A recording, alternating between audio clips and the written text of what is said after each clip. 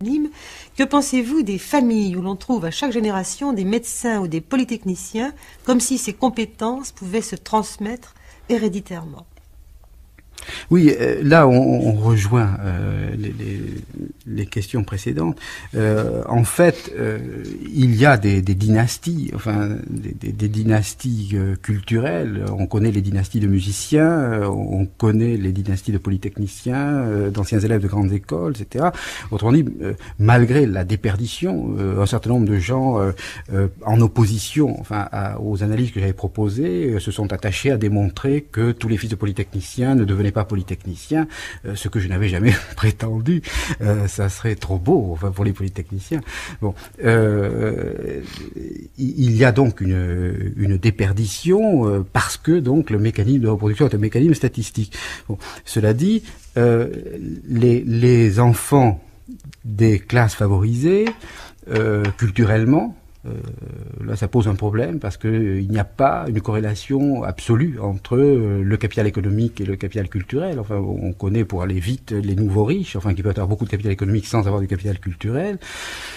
Les familles favorisées sous le rapport du capital culturel vont transmettre consciemment ou inconsciemment des foules de savoir, de pré-savoir, un rapport au système scolaire, etc. Bon, qui est un avantage, qui donne un avantage considérable dans le rapport au système scolaire. Bon, pour donner un exemple, on pense bien sûr à la forme voyante, enfin, de cette transmission, c'est-à-dire l'assistance dans le travail, les conseils d'orientation, le sens du bon placement. Il faut faire du latin pour avoir la bonne filière, il faut faire etc. Bon, mais il y a des formes beaucoup plus subtiles, par exemple comme la transmission d'un certain langage, même plus la transmission d'un certain accent. Enfin, bon, il est évident que à partir d'un certain niveau du système scolaire, on ne passe pas l'ENA avec l'accent de Carcassonne. Enfin, ça va de soi. Pour comprendre les statistiques de l'ENA, où pratiquement 90% des gens, enfin, le chiffre est sûrement faux, une grande partie des gens de l'ENA sont nés dans un périmètre de 500 mètres autour du Faubourg Saint-Germain. Bon, il faut faire intervenir des phénomènes de ce type, c'est-à-dire des impondérables, des choses qui s'acquièrent, des manières, etc., des choses qui s'acquièrent par le simple fait d'être inséré dans un milieu. Alors, la seconde question de M. Herm, c'était la suivante. Comment interprétez-vous le fait suivant, qu'à notre époque où les grands bouleversements sociaux interviennent à tous les niveaux et tout individu, quelle que soit sa classe sociale, est concerné, comment peut-on encore parler des valeurs dominantes du milieu? Je ne comprends pas tout à fait bien la question, mais...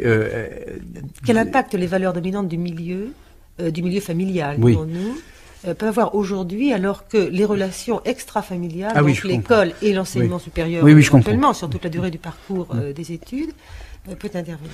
Oui, en fait, si je comprends bien, on opposerait disons, l'influence, pour parler entre guillemets, on démolirait une partie de votre travail, là, oui, j'ai l'impression. Oui. C'est intéressant de dire pourquoi. En fait, bon, je pense que beaucoup de sociologues, d'ailleurs, contribuent à cette idée qui est une idée du sens commun, à savoir que les masses médias, la radio, la télévision, etc., les groupes des pairs, les camarades, etc., deviennent l'influence principale dans la constitution de la personnalité, le mode de transmission, etc. Bon, je pense que c'est une illusion. Enfin, toutes les enquêtes montrent, par le simple fait de la corrélation entre la réussite sociale et scolaire et l'origine sociale, que la famille reste une instance de transmission capitale. Enfin, bon, c'est par l'intermédiaire de la famille que se transmet l'essentiel, pour une raison simple, entre autres choses, par le simple fait que la famille a la priorité. Bon, c'est la famille qui commence. Bon.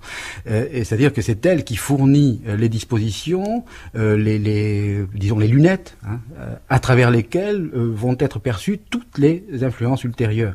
Autrement dit, cette espèce d'irréversibilité de l'itinéraire biographique qui fait qu'on commence, comme disait Descartes, à être enfant avant d'être homme, on fait que ce qu'on a acquis au début, et ce à travers quoi on va acquérir tout ce qu'on acquérira par la suite. On percevra les copains, on les choisira inconsciemment en fonction de l'origine sociale. On parlera politique avec des gens sans l'avoir choisi, bon, on se mariera avec, voilà un exemple, c'est l'homogamie, ce qu'on appelle un mot affreux de sociologue, enfin le fait que quand on fait des statistiques, on s'aperçoit que les deux conjoints ont à peu près la même origine, et c'est statistiquement bien sûr. Bon, en fait, il va de soi que si on demande aux conjoints s'ils se sont mariés consciemment sur la base de la recherche de l'homogénéité sociale maximum, ils seront révoltés. Bon, ils diront tout ce qu'on dit en pareil cas, coup de foudre, amour, passion, etc. Bon. En fait, comment cela se passe-t-il? C'est là que le goût interviendrait. Bon, ils ont choisi en toute liberté leur conjoint nécessaire. Bon, celui qui était assorti, comme on dit, de deux tissus qui sont assortis, celui qui allait bien avec. Bon. Et celui qui allait bien avec, ils l'ont choisi en fonction de quoi? En fonction d'un goût qu'ils ont acquis très tôt, à travers, je sais pas, en jouant au Lego sous le piano de maman, etc. Bon, voilà. Donc, les influences primaires, celles qu'exerce la famille, sont le principe de l'effet de toutes les autres influences.